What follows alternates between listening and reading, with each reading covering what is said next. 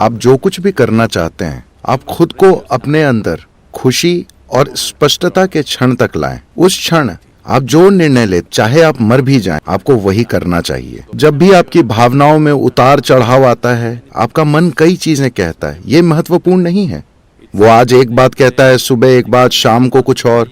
वो आज एक बात कहता है और कल दूसरी बात। ये कोई महत्व नहीं रखता। स्पष्टता के क्षण में मैं खुशी कह रहा हूं, क्योंकि जब आप खुश होते हैं तो आप बाध्य नहीं होते। जब आप बहुत खुश और स्पष्ट होते हैं, उस समय अगर आप चीजों को देखते हैं और सोचते हैं कि हाँ, ये करना मेरे लिए बेहतर होगा, बस वही करें, फिर चाहे वो नर्क जैसा ही लगे। ये मायने नहीं रखता कि आप 10 साल तक नर्क से गुजरते हैं, आप बस वही करें, क्योंकि आपकी खुशहाली वही है।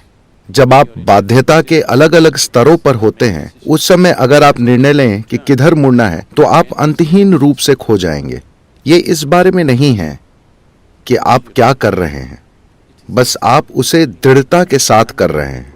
हर दिन आप ऑफ एंड ऑन रहते हैं, तो वो नहीं होता। आप बस दृढ़ रहिए, आप बस एक बिंदु पर टिके रहिए, चाहे वो कुछ भी हो। अगर आप कसाई बनना चाहते हैं तो कसाई बनने पर अटल रहिए, ये खुल जाएगा।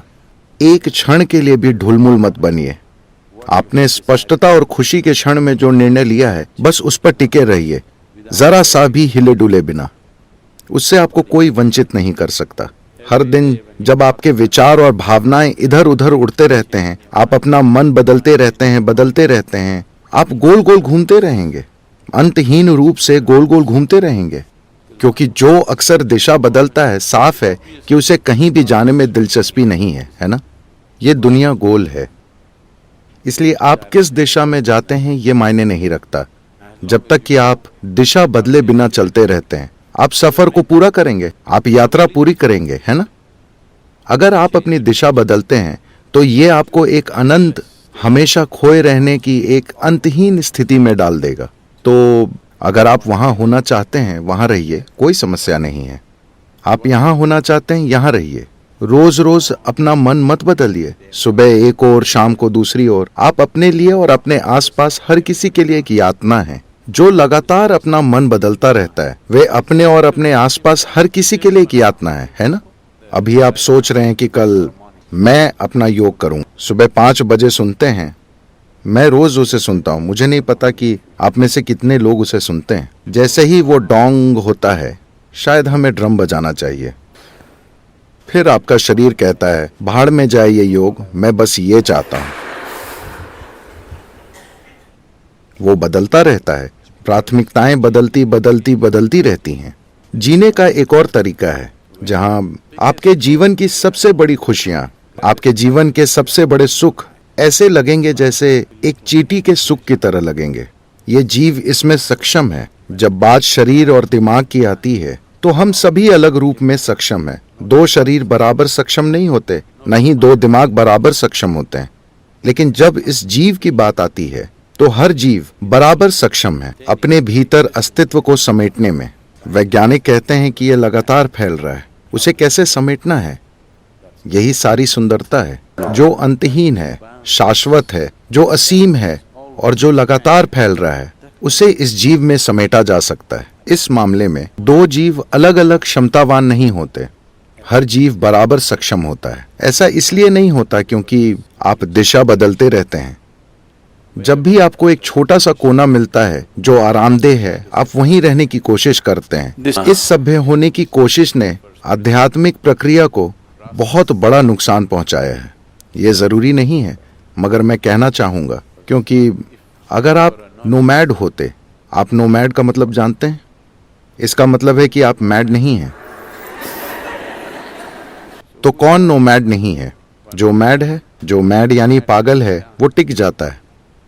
जो मैड नहीं है, वो चलता रहता है, कहीं भी ठहरता नहीं है। जैसे ही हम नोमैड होना बंद हुए, तो हम सुरक्षा और कुशलता के एक पागलपन में पड़ गए।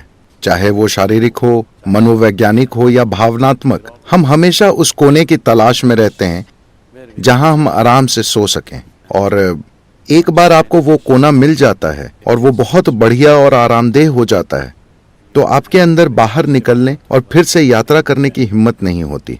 तो अगर आप सिर्फ एक पिकनिक मनाना चाहते हैं तो ठीक है, वो ऐसा ही लगता है जब अगर आप वेलंगरी पहाड़ की चढ़ाई करना चाहते हैं तो आपको एक निश्चित दूरी तक चढ़ाई करनी पड़ती है, जहां आपके घुटने चटक रहे होंगे और आपकी सांस भाप के इंजन की तरह लग रही होगी, a steam locomotive. फश फुश चल रही होगी। फिर आप चारों ओर देखते हैं और बांस, खूबसूरत चट्टानें, आपके आसपास के बांस और सब कुछ बहुत शानदार लगता है। घाटी इतनी सुंदर है। एक और कदम उठाने का मकसद क्या है? ये शानदार है। बस आपका दिमाग आपसे कहता है बस यही है। मैं जगह की सुंदरता पर सवाल नहीं उठा रहा हूं, मैं वहां मौजूद होने के सुख पर सवाल नहीं उठा रहा हूं।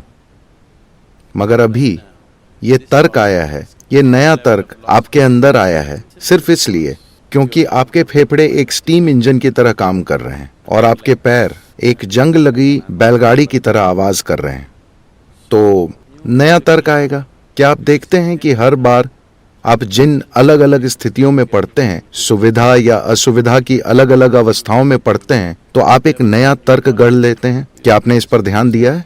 जैसा कि कहा जाता है, जब आप छात्र होते हैं तो हर कोई कम्युनिस्ट होता है। जैसे ही आपकी शिक्षा पूरी होती है और आपको नौकरी मिलती है, आप समाजवादी बन जाते हैं और शादी होते ही आप पूंजीवादी हो जाते हैं। आपकी नई स्थितियों, सुविधा या असुविधा के अलग अलग स्तरों के अनुसार तर्क के नए स्तर आएंगे।